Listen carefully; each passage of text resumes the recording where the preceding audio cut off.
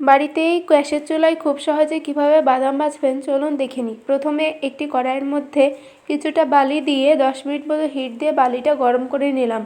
এবার গরম হয়ে যাওয়া বালির মধ্যে 100 গ্রাম মতো বাদাম দিয়ে দিলাম। বাদাম খুব বেশি পরিমাণে দেওয়া যাবে না, বালির পরিমাণ অনুযায়ী বাদাম দিতে হবে। এরপরে বাদামগুলো দিয়ে অনবরত নাড়তে হবে এবং একটি টিপস ফলো করতে হবে যে বাদামটা দিয়ে ঠিক 5 মিনিট ভাজতে হবে। 5 মিনিটের বেশি ভাজলে পুড়ে যাবে আর কম ভাজলে কাঁচা থাকবে। তো 5 মিনিট বাদামগুলো অনবরত নেড়ে নেড়ে ভেজে নিতে হবে।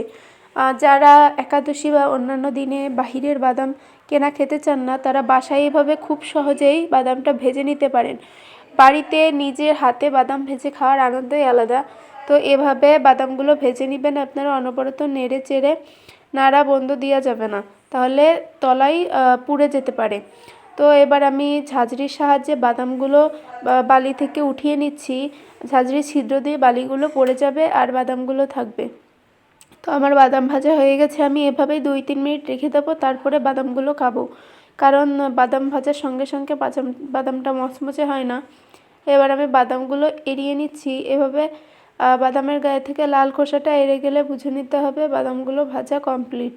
তো আপনারা বাসায় এভাবেই ট্রাই করবেন এবং নতুনরা যারা আছেন তারা পেজটাকে ফলো দিয়ে পাশে থাকবেন, আর আপনারা লাইক কমেন্ট শেয়ার করে পাশে থাকবেন।